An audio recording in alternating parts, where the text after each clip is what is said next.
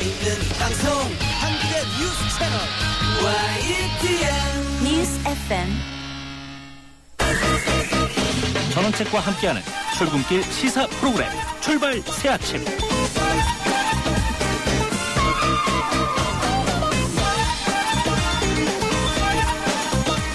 구글이 모바일 앱 예스트로 많은 글들이 올라오고 있습니다.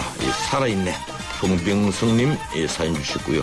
살아있는 인터뷰와 뉴스들 YTN 라디오 모바일 앱 예스트로 계속 들으실 수 있습니다. 예스를 설치하고 가입하시면 인터뷰 전문 보기와 다시 듣기도 이용하실 수 있습니다. 전책의 출발 사진 3부 시작합니다.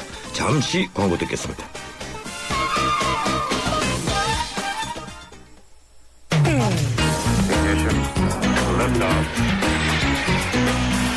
이 시각 들어온 외신 소식 국제부 리포트.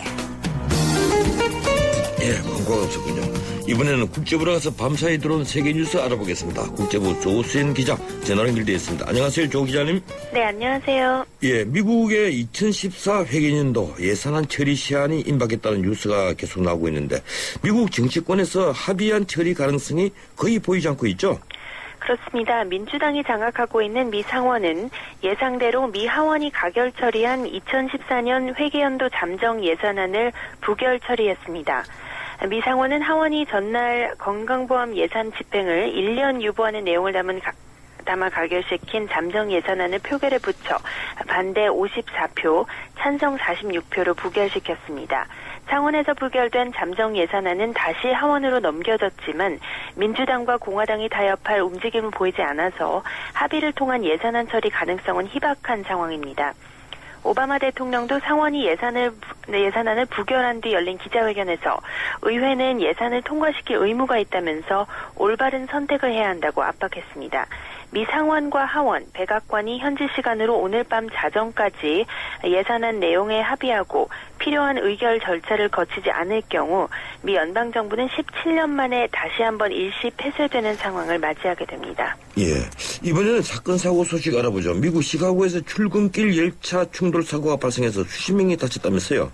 네, 현지 시각으로 아침 8시쯤 시카고 할렘역에서 동쪽으로 향하던 전철이 마주오던 전철과 충돌했습니다. 이 사고로 40여 명이 다쳐 병원으로 옮겨졌지만 모두 생명에는 지장이 없는 것으로 알려졌습니다. 정비를 위해 세워놓았던 열차가 선로를 진입해서 마주오던 열차와 충돌한 건데요. 아직까지 정확한 사고 원인은 밝혀지지 않고 있습니다. 미 교통안전위원회는 착륙 직후 제트기 바퀴 부분에서 폭발이 일어났다는 목격자의 진술을 토대로 사고 원인을 조사하고 있습니다. 이라크에서는 연쇄 폭탄 테러로 많은 인명이 피해를 입었죠? 그렇습니다. 이라크 수도 바그다드에서 연쇄 폭탄 테러가 일어나 50여 명이 숨지고 수십 명이 다쳤습니다. 이번 폭탄 공격은 바그다드에 있는 이슬람 시아파 밀집 거주 지역을 겨냥한 것으로 14곳에서 동시다발적으로 일어났습니다. 사망자 대다수는 민간인인 것으로 전해졌습니다. 이번 테러를 감행했다고 주장하는 단체는 나오지 않았지만 이슬람 시아파와 수니파의 종파 갈등에 따른 공격으로 추정되고 있습니다. 이에 앞서 어제도 바그다드 남부의 한 시아파 사원에서 장례식 도중 자살 폭탄 테러가 발생해 40여 명이 목숨을 잃었습니다. 지금까지 국제부에서 전해드렸습니다. 고맙습니다. 조수연 기자였습니다. 정신없이 흘러가는 바쁜 아침입니다. 도로 위를 지나는 차량들의 발길은 계속 더뎌지고 있는데요. 서부간선도로 양평교에서 신정교, 광명교에서 금천교 쪽으로 시흥대교 쪽으로 이동하기가 어렵고요. 성산동 쪽으로는 구척교에서 성산대교 통과하는 데 밀립니다. 국회대로 신월 라디오목에서 영등포 전화국 구간 꾸준히 밀리고요. 경인도 서울역 서울 쪽으로는 신도림에서 물레동 사거리 쪽으로 속도 안 나고 있습니다. 끝으로 강남 안쪽 언주로는 내곡라디오목에서 매봉터널까지 동작대로도 사당역과 이수교 사이 양방향으로 속도가 안 납니다. 출발 새 아침 교통정보였습니다.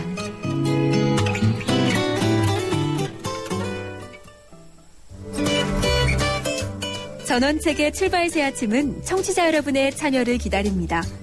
50원의 유료 문자 샵 0945로 문자 보내주시면 되고요. @ YTN 날스타트 트위터로도 참여 가능합니다. 좋은 의견 많이 남겨주세요.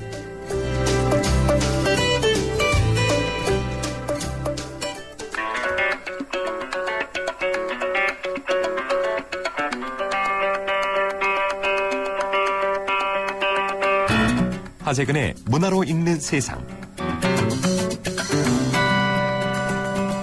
예, 머리 아픈 정치 경제 뉴스만 들으시다가 여러분들이 기다리는 시간이죠. 매주 화요일 마련하는 문화로 읽는 세상. 오늘도 어김없이 하재근 문화평론가 스튜디오에 나와 있습니다. 어서 오십시오. 예, 안녕하세요. 예, 오늘 말씀하실 주제가 관상이라는 영화. 예, 관상의 이정재 신드롬. 아, 이정재 신드롬. 예, 이정재 씨가 잘 나가고 있습니다. 예, 관상 그렇습니까? 때문에. 이 요사이 지난번에도 뭐 그런 얘기 자주 합니다만 우리나라 영화가 이제 뭐 400만, 500만 이것은 너무 자주 들으니까 예. 당연한 것처럼 들리기도 합니다. 올해 들어와서 벌써 몇 번째입니까? 500만 돌파가요? 지금 이게 지금 800만인데 예. 올해 이게 세 번째인가 아마 그렇게 세 번째가 네 번째인가 좀 되죠? 세 번째인가 네 번째인가 예. 거의 아마 그 정도 수준입니다. 그런데 이 추석 영화 중에서 관상이 지금 최고 흥행을 기록하고 있죠? 예, 그렇습니다. 어떤 지금 영화입니까?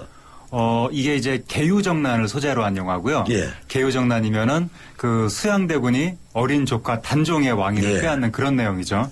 거의 우리나라 사극계 사골 소재라고 할 수 있는 옛날부터 굉장히 많이 나왔던 그런 소재를 다룬 사극이고 예. 그리고 여기에 뭐 송강호, 이정재, 백윤식, 김혜수, 조정석, 이종석 그러니까 굉장히 많은 스타급 배우들이 등장을 해서 올 여름에 이게 굉장히 관객들이 기다려온 영화였는데 아니나 다를까 추석 때 최고의 흥행작으로 떠올랐습니다. 예, 그 중에서 이게 또 송강호, 예, 백윤식, 김혜수, 이정재 전부 다 한 가락씩 하는 그렇죠. 스타들이지 않습니까? 예. 네, 또 연기파 배우들이라고 또 알려져 있는데, 그 중에서 이정재가 지금 최고의 인기를 지금 누리고 있다는데, 사실 이정재가 자기 그 연기 사상 이번에 가장 성공적인 연기를 펼쳤다. 또 이런 그렇죠. 얘기가 나오더라고요. 요번에 어떻습니까? 이정재 씨가 배우 생활 중에 처음으로 예. 연기력에 대해서 찬사를 받으면서 예, 그렇죠. 그전까지 이제 멋있는 남자, 잘생긴 남자였다가 요번에는 야 배우로서 재발견했다 이런 식의 목소리들이 그 영화 팬들 사이에서 나오고 있습니다. 그래서 이정재 씨가 그 영화 시작하고 1시간이 지난 후에야 모습을 드러내는데 그러니까 출연 분량이 짧은 거죠. 예. 그런데도 불구하고 영화 전체를 통틀어서 이 영화 팬들이 보기에 가장 압도적인 존재감을 보여줬다라고 해서 다른 무슨 뭐 송강호 씨라든가 백윤식 씨라든가 이런 분들을 뛰어넘는 찬사를 받고 있고 지금 그 이정재 씨의 출연 분량을 더 늘려서 영화를 다시 편집해가지고 재개봉한다는 그런 얘기까지 나오고 있습니다. 예, 이 관상을 보는 사람은 지금 송강호죠?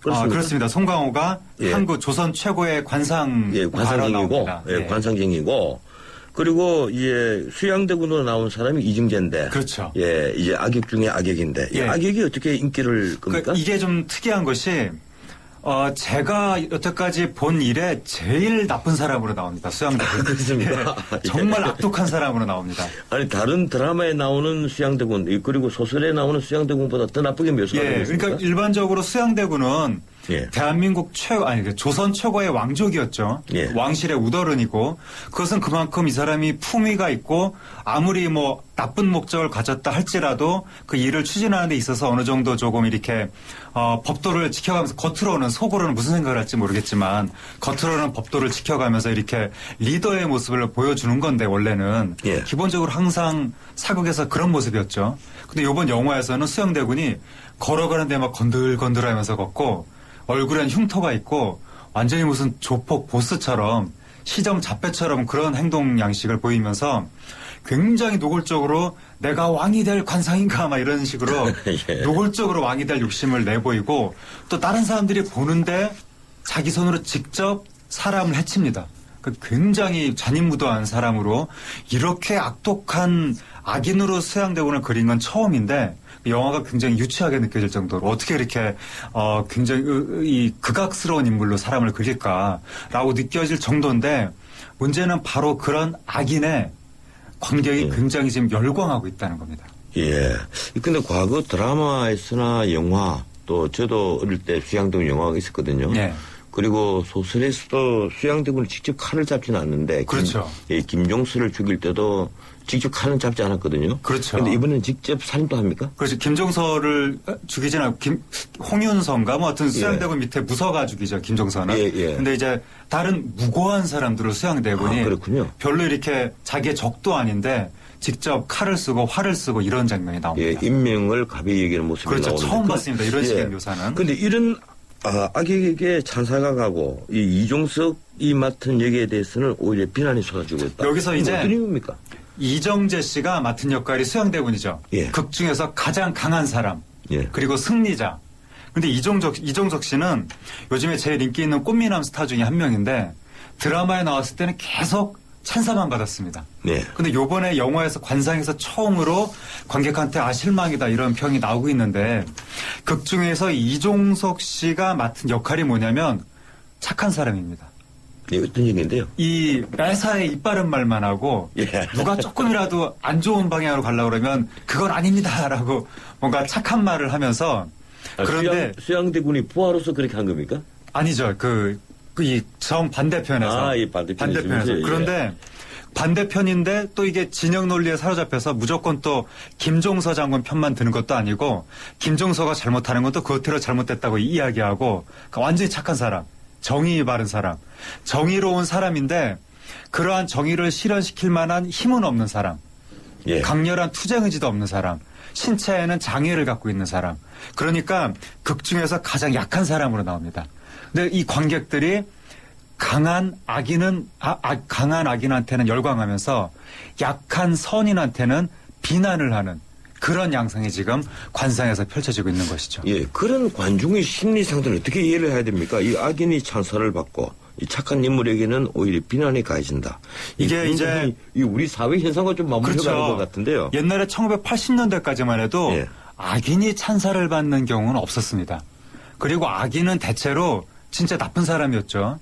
그래서 그 외모에서부터 뭔가 나쁘다는 느낌이 느껴지는 예를 들어서 제가 비난하는 건 아니지만 조영기 씨 같은 분들이 악인 역할을 맡고 예. 제가 조영기 씨 좋아합니다만 근데 그 다음부터 2000년대 접어들면 이제 꽃미남 배우들이 악인을 많이 맡게 되고 그 이유는 관객들이 이젠 더 이상 악인을 비난하지 않기 때문에 그런데 1990년대만 하더라도 모래시계에서 최민수 씨가 조폭 역할로 나왔지만 네, 그렇죠. 극 중에 배역이 조폭이라고 주장을 하니까 저 사람이 조폭인가 보다라고 시청자가 논리적으로 인지를 하는 거지 실제 그 배역의 행동하는 모습을 보면 완전히 의협투사였습니다. 그러니까 항상 정의로운 모습만 예. 보여주고 그런데 2000년대로 접어들면 가장 이제 악인이 찬사를 받기 시작했던 계기가 하얀 거탑.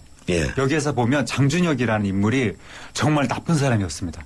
자기의 권력 욕만 있고 환자를 우습게 생각하고 그런데 이 시청자들이 그 장준혁한테 굉장히 열광하면서 하얀 거탑의 착한 사람이 최도영이라는 의사가 착한 사람이었는데 예. 최도영한테는 굉장히 비난을 했습니다. 그러니까 그때부터 우리나라 사람들이 악인한테 악인을 선호하는 현상이 나타났고 드라마 선덕여왕에서는 미셸한테 예. 주인공 덕만이나 김유신이 아닌 미셸한테 시청자가 몰입하면서 악인의 전성시대가 열리게 된 거죠. 예, 이게 사회의 이 선악의 이 개념이 자꾸 심해지고 그 구분이 또 무의미해지고 하는 그런 양상이 자꾸 번져가는 것 같은데 이 아주 극단적으로 보면 심지어 희대의 살인마들에게 팬클럽이 생겨갖고 논란이 벌어지지 그렇죠. 않습니까? 그런 적도 있었죠. 예, 그런데 우리 드라마라든지 영화에서도 악인에게 팬들이 몰려가고 그리고 좋은 역할에 오히려 손가락질을 하는 그런 현상이 생긴다는 것. 이런 현상을 우리 하재근 씨는 어떻게 보고 계십니까? 그러니까 이게 원래 여주인공 청순 신데렐라 여주인공은 착했습니다 항상. 예. 그런데 올 초에 굉장히 찬사를 받은 문근영 씨가 나온 드라마가 있는데 그 드라마 속에서 문근영 씨가 꽃뱀 역할로 나옵니다. 예, 문근영 씨가 꽃뱀으로 예, 나옵니다. 그래서 그러니까 예. 꽃뱀이 별게 아니라 남자를 좋아하는데 사랑하기 때문에 좋아하는 게 아니라 돈 많으니까 좋아합니다. 돈이 많으니까 결국에는 사랑도 하게 되는 거 아니냐 이런 식의 논리입니다. 예. 근데 거기에 시청자들이 굉장히 찬사를 보냈습니다. 이건 뭘 의미하냐면 공감한다는 것 아니겠어요? 그렇죠. 이 시대는 이미 윤리적인 가치 착하고 이런 게 중요한 게 아니라 어떻게 하면 이 경쟁에서 이겨서 승자가 될 것인가, 어떻게 하면 돈을 많이 벌 것인가, 어떻게 하면 권력자가 될 것인가.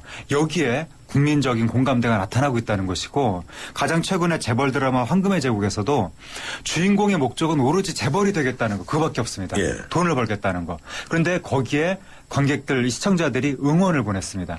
이 시대는 이미 과거와 같은 그런 윤리관이 무너진 시대다. 모든 사람들이 승자가 되고 싶어하고 승자를 찬양하는 시대다. 그래서 관상에서 이정재 씨가 승자로 나오니까 아무리 악한 행동을 해도 관객들은 그 승자한테 열광하는 그런 현상이 나타나고 있다는 것이죠. 예, 결국에 관상의 이정재 신드롬. 참 이정재라는 배우가 이제 연기에 눈을 떴다. 그리고 그 연기에 찬사를 보내서 신드롬이 일어나는 것. 예.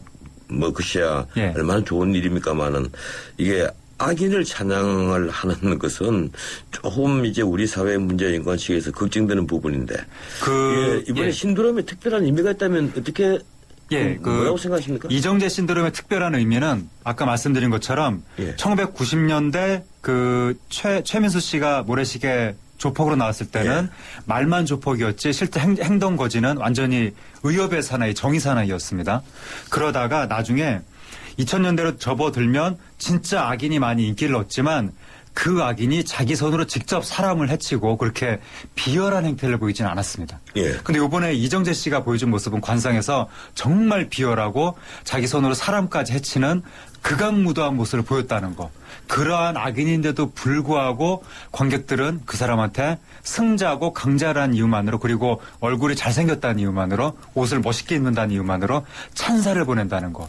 그래서 악인에 대한 선호 형상이 굉장히 극단적으로 나타난다는 걸 보여줬다는데 이번 이정재 신드롬의 의미가 있는 거죠. 예, 이 사람에게는 누구나 이 선도 선한 면도 있고 악한 면도 있다 그래서 선악이 공존한다. 뭐 그런 소설이 주제가 많거든요. 근데 데미안 같은 소설이 아주 대표적인 건데, 우리 사회가 과거에는 그렇지 않습니까? 권선징악이다 이래서 선한 사람이 이긴다 이랬는데. 이번에는 그렇다면 이기는 것이 선한 것이다. 뭐 이런 식의 그렇게 된 거죠. 이런 식의 기준이 생긴 거군요. 그 옛날에 하얀 거탑에서 시청자들이 굉장히 공감했던 대사가 뭐였냐면 강한 놈이 이기는 것이 아니라 살아남는 놈이 강한 것이다. 라는 대사가 있었습니다. 그게 뭐냐면 이 세상이 너무나 혼탁하고 경쟁이 치열하기 때문에 애초에 그 사람이 어떤 자질을 가졌건 그런 건 전혀 중요하지 않다. 수단 방법을 가리지 않고 남들을 거꾸로 때리고 최후에 살아남는 사람이 결국엔 강한 사람이고 그 사람이 선한 사람이다라고 극중에서 주장을 한 건데 시청자들이 거기에 공감을 한 거죠. 요즘에는 그래서 강한 승자가 결국엔 선한 것이다. 승자가 되지 못한 사람은 요즘에 아이들 말로 찌질한 것이다. 그런 사람은 아무 무가치하다. 그런 식의 가치관이 요즘에 특히 젊은 사람들을 중심으로 10대들을 중심으로 형성이 돼가고 있습니다. 이 방금 선악 문제를 얘기를 하니까 제가 언뜻 이제 떠오르는 게 이번에 참 최인호 선생이 돌아가시지 않습니까? 이 최인호 선생이 그 쓰신 소설 중에 지구인이라는 소설이 있는데 이게 문학사상에 연재한 소설인데요. 바로 이 나이 드신 분들은 다 기억하시겠지만 구룡공단 깽단 사건에 대해서 문도석 이중대라는 두 범인을 추적한 소설입니다. 근데 그 소설을 다 읽고 나면 이 흉악한 범죄인인 그리고 자기 일가족을 다 쏴 죽이고 자살을 했는데 이 문도석 이중대에 대한 어떤 애틋함 그리고 동정심 그리고 그 사람들에게도 착하고 선한 면이 있다. 이걸 이제 알려주는 알게 되는 그런 소설이었어요. 원래 이제 고품격 문학 작품은 인물의 다층적인 성격을 표현하기 때문에 결과적으로 악인을 할지라도 그 사람이 악한 성격이 되기까지 어떤 과정을 겪었는가 이걸 표현함으로써 이제 이 독자가 거기에 대해서 공감하게끔 하는 건데 이 최근에 수양대군 관상에서는 그런 묘사가 전혀 없이 진짜 나쁜 사람으로 그려진다는 거죠. 그런데도 관객은 멋있고 거죠. 강하다는 이유로 관객은 좋아한다는 거. 그 이정재가 정말 배우로서 대성공을 거둔 작품이 기념비적인 작품이 그렇게 되겠네요. 된 거죠. 그리고 지금 최인호 작가 말씀하셨는데 이 최인호 작가에 대한 평가를 봐도 세태가 이제 변했다는 걸 우리가 알 수 있습니다. 그러니까 최인호 작가가 옛날에 한국 최초로 100만 부 밀리언셀러 시대를 열고 별들의 고향이죠. 굉장히 책들이 많이 팔렸는데 70년대 80년대에 최인호 작가가 비판을 많이 받았습니다. 상업주의, 퇴폐, 무슨 뭐 소비문학이다. 80년대 이제 그런 시대가 있습니다. 비판을 많이 받았는데 상업주의 소설. 만약에 요즘 시대였다면 그런 비판을 전혀 안 받았을 겁니다. 요즘은 책을 100만 부씩 팔리게 하는 작가가 나타나면 국민 작가라고 칭송합니다. 예, 그렇겠죠. 그러니까 이제는 무슨 선악이고 어떤 깊이 있는 가치고 이런 거는 요즘 시대에는 더 이상 중요하지 않고 누가 더 많이 돈을 버느냐, 누가 더 많이 상업적인 성공을 거두느냐, 여기가 이것 자체가 하나의 선으로 인정받는 그런 가치의 시대가 왔다는 거죠. 예, 이 최인호 선생의 그 장애 미사가 있은 지 이제 불과 며칠 지났는데 이 최인호 선생에 대한 재평가도 아마 그런 면에서 다시 한번 있을 것으로 저도 생각을 합니다. 예, 우리 시대의 그 낙양의 집가를 올린 사람이다. 예, 이런 표현이 나왔죠. 그런데 어떻든 이 성자 강자에 대한 열망이 커지는 반면에 약자가 점점 혐오 대상이 된다는 거 이것도 문제 있지 않습니까? 그게 정말 문제입니다. 예. 그러니까 옛날에 1980년대만 하더라도 20대 초반쯤 되는 젊은이들은 너무나 당연하게 뭐 강자가 꼭 잘못하라는 법은 없지만 그래도 강자에 대해서는 조금 이렇게 비판적인 의식을 많이 가지고 또 사회적 약자의 입장에 대해서 어떻게 공감을 할까, 약자의 입장에 설까 그런 생각들을 많이 했었는데 물론 예. 그러다 좀 이렇게 너무 과격해지기도 했지만 그런데 요즘에는 예를 들어서 한 몇 년 전에 어느 대학교 앞에서 총학생회가 학교 앞에 노점상이 있으니까 그것 때문에 우리 학교 미관이 지저분해진다는 이유로 노점상들을 비키라고 그런 요구를 총학생회가 한 적이 총학생회가 있다는 거죠? 네, 지저분하다고. 예, 과거에는 상상도 못할 일이죠. 할 수도 없는 일이 뭐 있죠. 그런 거 하면 요즘에 그 인터넷에서 젊은 층을 중심으로 악플이 막 나오는 걸 보면 예. 주로 약하고 뭔가 조금 이렇게 우리가 시각적으로 보기에 조금 지저분하고 이런 분들에 대해서 굉장히 멸시하는 듯한 그런 악플이 굉장히 많이 나타납니다. 예. 옛날에 상상도 할 수 없었는데, 그러니까 이게 지금 점점 강자, 재벌 이런 사람들에 대한 열망이 강해지면서 약자는 오히려 젊은 사람들이 기피하는. 그래서 우리 사회 지금 가치관이 병들어가고 있는 것이 아닌가 그런 우려가 듭니다. 예. 그런데도 이 약한 사람에게 폭력을 행사를 한 빵집 회장이라든가 이 의료회사 이 회장들에 대해서는 그 이유 같은 것은 따지지 않고 폭력을 행사했다는 이유만으로 또 매장을 하는. 그건 이제 않습니까? 사람들이 마음속에 사회 부조리에 대해서 분노가 워낙 많기 때문에 누가 하나 꼬투리를 딱 제공하면 그 사람에 대해서 앞뒤 가리지 않고 공분이 터져나오는 거죠. 맹폭을 해버리는. 그렇게 되는 거죠. 예, 그렇군요. 오늘 여기까지 듣도록 하죠. 고맙습니다. 예, 감사합니다. 지금까지 문화로 읽는 세상 하재근 문화평론가와 함께했습니다. 김태희 씨, 케이블 광고 잘 보고 있는데요. 소개 좀 해주세요. 케이블 하면 TV밖에 몰랐는데 인터넷, 집전화, 알뜰폰, N스크린에 UHD 시범 방송까지 케이블로 되는 게 엄청 많더라고요. 방송을 넘어 스마트 라이프까지 케이블의 능력엔 한계가 없습니다. 김태희가 추천하는 예, 3부 순서 여기서 마치고 잠시 뒤 4부 이어갑니다. YTN FM 캠페인 실력 있는 도시, 활력 있는 경제도시 평택이 도약합니다. 초인류 기업들과 함께 첨단 산업도시로 성장해 나가는 평택. KTX 역사 유치로 대한민국 교통 중심지로 성장하는 평택. 국내 5대 무역항인 평택항을 중심으로 항만 물류도시로 거듭나고 명품 농특산물 슈퍼오닝으로 건강한 식탁을 선물하는 맑고 푸른 평택. 아이들의 꿈과 희망이 자라는 모두가 살기 좋은 도시, 이곳이 바로 평택입니다. 이상은 시민 모두가 행복한 도시 평택시와 함께합니다.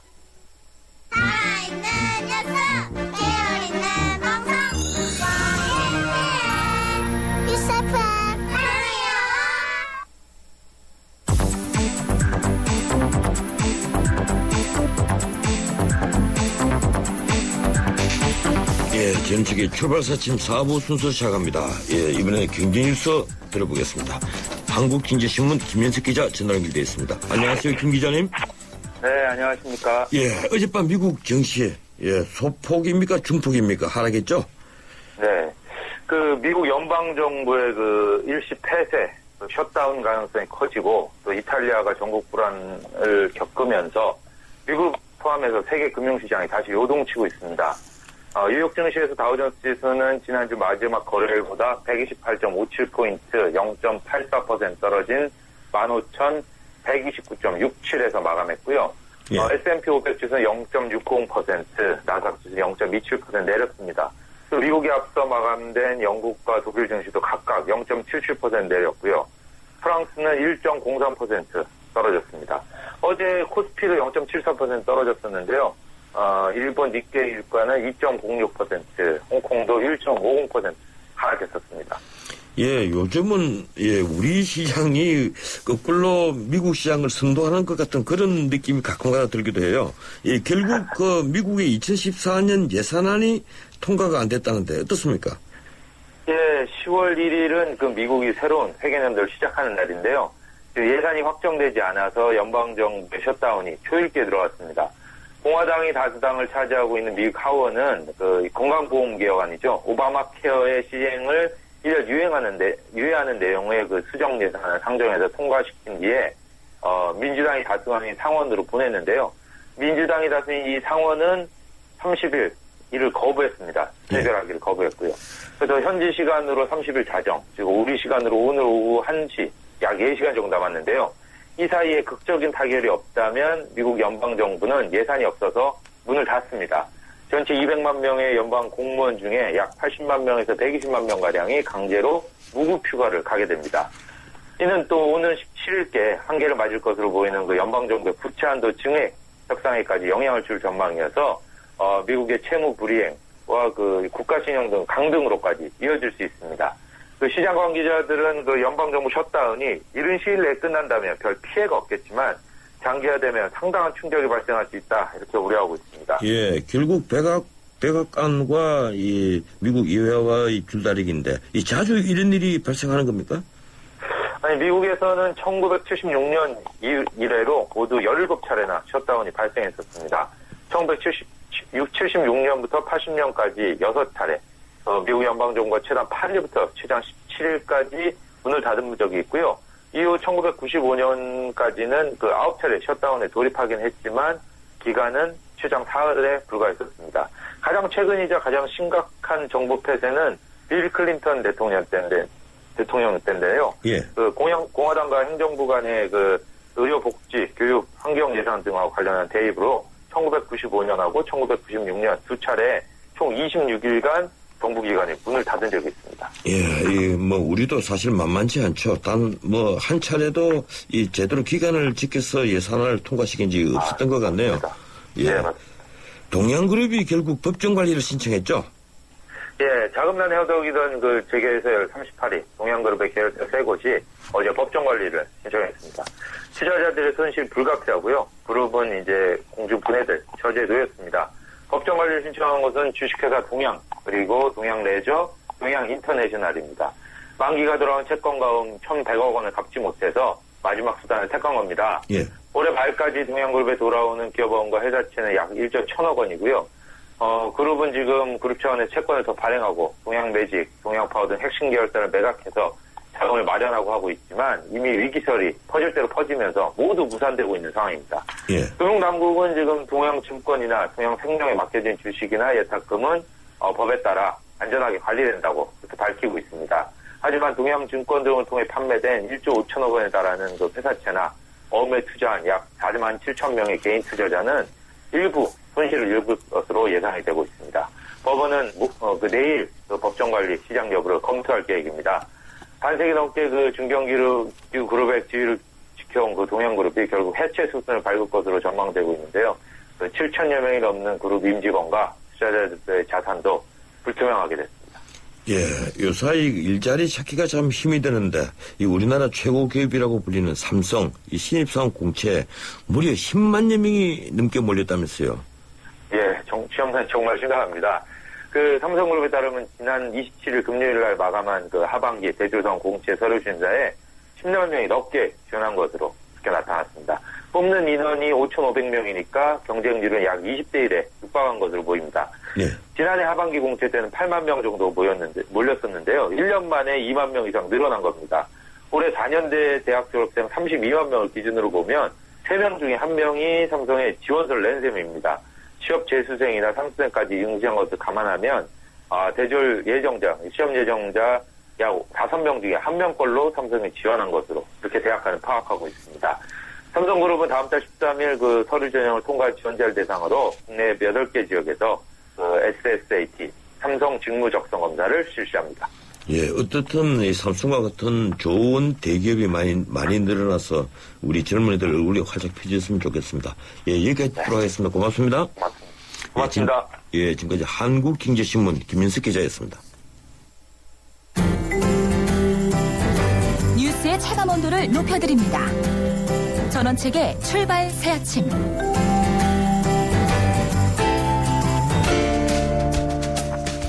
지난달 29일 한국판 구글에서인 V월드가 공개됐습니다.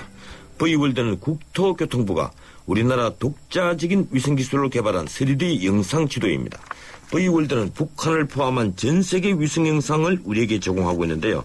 해상도는 구글 어스보다도 2배가 높고 그리고 선명도는 9배가 더 선명합니다. 수많은 사람들이 몰려들면서 결국 서버가 다운될 정도로 인기를 끌고 있습니다. 관련 이야기를 듣도록 하겠습니다. V월드 제작을 총괄한 국토교통부 박무익 국토정보정책관 전화로 연결합니다. 박무익 국장님 안녕하세요. 예, 안녕하세요. 반갑습니다. 예, 정말 큰일 하셨습니다. 이 국토교통부에서 공개한 V월드에 대해서 국민들의 관심이 가히 폭발적인데요. 먼저 V월드가 어떤 프로그램인지 소개를 해 주십시오. 예, V월드는 단순한 프로그램이라기보다는 고해상도 3D 지도를 기반으로 해서 다양한 공간 정보를 국민 누구나 인터넷으로 활용할 수 있도록 구축한 대한민국의 지도 서비스 플랫폼입니다. 예, 이 V월드라고 장명을 한 유래가 어떤 겁니까? 예, V월드의 V는 영어로 가상화를 뜻하는 버추얼과 시각화를 뜻하는 비주얼을 둘 다 의미하는 것으로서 가상화하여 시각화하는 월드 세상을 뜻하는 브랜드명입니다. 아, 그렇군요. 이 장명 어느 분이 하셨습니까? 저희들이 상의를 해서 만들었습니다. 예, 그러니까 국장님 작품이시군요. 정말 장명 잘하신 것 같습니다. 예, 이 개발 기간이 어느 정도 걸렸습니까? 개발 기간이 한 3년 정도 걸렸는데요. 물론 그 전에 10년 전부터 3D 지도 서비스를 구상을 많이 해왔습니다만은 2010년도에 예타를 거치고 11년부터 본격적으로 구축을 해서 작년부터 이제 서비스를 시행하고 있습니다. 그리고 지금도 계속 고도화 사업을 통해서 발전해 나가고 있습니다. 예, 이 웹 기반의 오픈 플랫폼이다 이렇게 되어 있던데 오픈 플랫폼이라는 게 어떤 걸 의미하는 겁니까? 예, 오픈 즉 개방돼 있다는 뜻인데요. 누구나 인터넷상에서 지도 등의 정보를 별도 장비나 소프트웨어 필요 없이 자유롭게 활용할 수 있는 기반을 제공하는 것을 바로 오픈 플랫폼이라고 합니다. 즉 공간 정보에 관한 개방형 오픈 플랫폼인 것이죠. 예, 그렇군요. 한때 접속자 수가 이 30배 이상으로 폭주하면서 서버가 마비되기도 했는데 어제 오후만 해도 접속이 쉽지 않더군요. 저도 한번 해봤는데요. 현재는 어떻습니까? 정상화됐습니까? 현재도 약간씩 속도가 늦고 있습니다. 그저께 일요일 또 어제까지 연이어서 하루에 한 50배 정도 수준, 한 하루에 40만 명 정도가 접속을 하다 보니까 원활한 서비스가 곤란했습니다. 그래서 긴급 조치로 속도 개선 작업과 또 DB 서버도 우선 정설을 했습니다만은 앞으로 10월 중순 이전에 좀 더 원활한 서비스를 위해서 웹 서버나 3D 지도 서버 등을 추가로 확충할 계획이 있습니다. 예, 이 홈페이지 수요 측정을 잘못한 거 아니냐. 이제 이래서 서버 접속 안 되는 사람들이 비판 아닌 비판을 하고 있는데 이 서버가 마비될 정도로 많은 관심을 받을 거라고 예상을 하셨습니까? 보일들은 아시다시피 첨단 3D 지도 서비스를 제공하는 거 아닙니까? 그래서 용량을 많이 차지합니다. 그동안 하루에 평균 한 8,000명 정도가 이용해 와서 안정적으로 운영되고 있었습니다만은 갑자기 언론과 인터넷 등에서 국민들 관심이 폭주를 해서 저희들도 많이 놀랐습니다. 저도 어제 일부 제작해놓은 사진들 보니까 정말 아름답더라고요. 어떻게 이렇게 세밀하게 이제 우리 기술이 됐는지 이 구글어스가 도저히 못 따라갈 것 같습니다. 근데 지금 비상운영팀은 여전히 가동 중에 있습니까? 예, 가동 중에 있습니다. 29일부터 계속 우리 버이월드 시스템을 개발하는 사업단이 있습니다. 사업단과 또 버이월드를 위탁 운영하고 있는 공간정보산업진흥원이라는 데가 있어요. 그게 기술자들이 24시간 비상근무 중에 있고 서비스가 안정화될 때까지 계속 운영할 계획입니다. 오늘도 제가 현장에 가서 점검을 할 겁니다. 예, 이 국장님 작품이니까 국장님이 끝까지 좀 책임을 져주셨으면 합니다. 근데 백두산은 물론 북한 지역까지 자세히 볼 수 있다고 하던데 어느 정도 수준입니까? 예, 대부분의 북한 지역은 1m 해상도의 아리랑 위성 영상으로 서비스를 하고 있는데요. 예. 평양, 개성, 금강산, 백두산 등은 50cm급 해상도로 고도에서 서비스하고 있습니다. 예. 그 외 지역도 점차 50cm급 서비스할 예정입니다. 예, 잘하면 그 사람 얼굴까지 식별이 가능해지겠네요. 그렇습니다. 예. 50cm니까 50cm 이상은 식별이 가능한 거라서 조금 상당히 그 해상도가 높은 겁니다. 예. 이 업데이트는 얼마마다 하죠? 버이월드에서 제공되는 서비스가 아주 다양합니다. 예. 정보로는 한 22종이 제공되고 있는데 그 정보마다 업데이트 시가 각기 다릅니다. 예를 들어서 그 가장 기초가 되는 항공사진 지도는 예. 비용이 상당히 많이 듭니다. 그것은 한 2년마다 업데이트하고 있고요. 예를 들어 지적도 같은 경우는 매월 업데이트하고 있습니다. 어쨌든 예.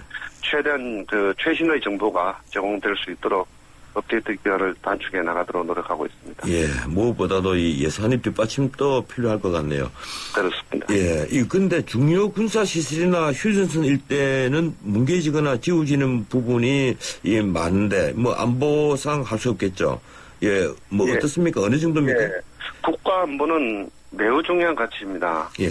특히 이제 북한 접경 지역 등에 대해서는 이런 보안 질도 당연히 필요하다고 생각됩니다.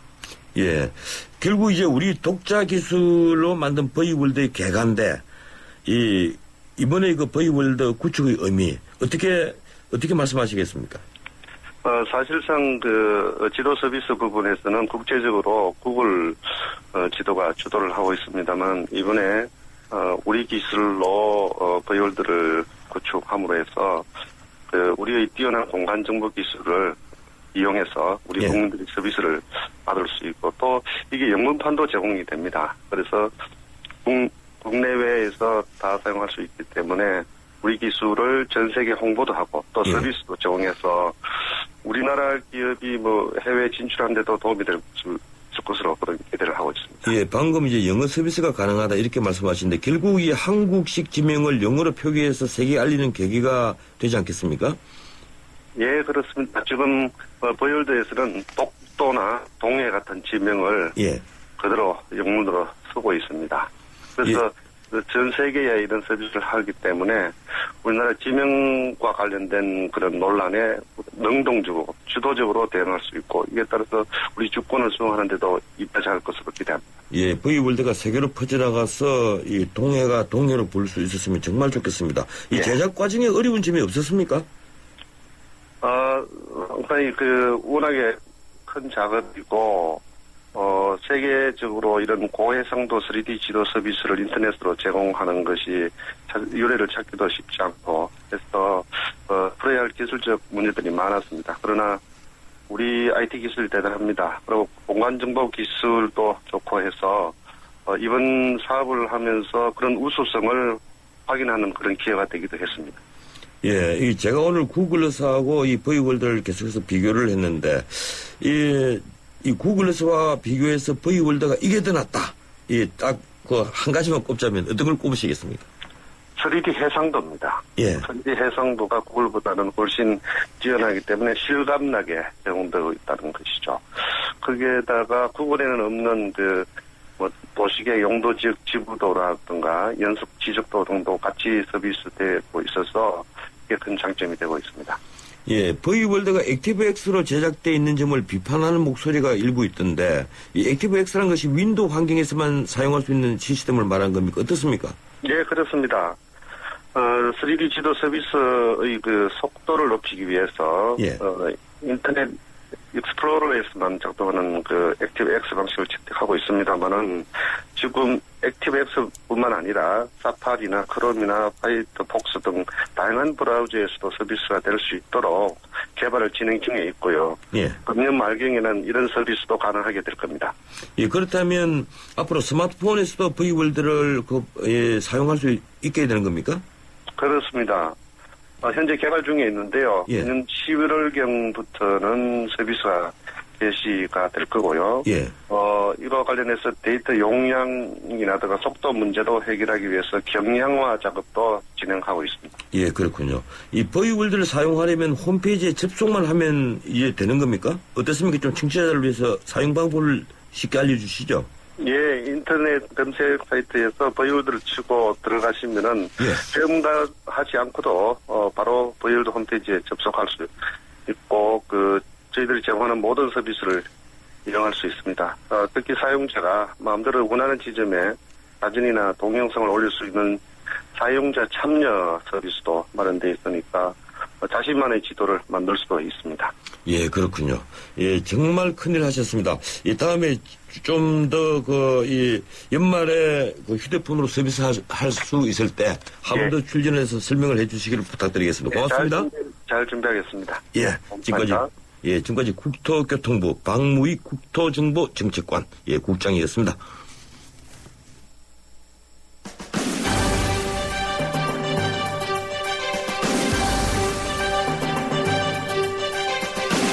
대개 사람들이 내세우는 명분은 정의로 위장되어 있거나 도덕이라는 허물을 쓰고 있습니다.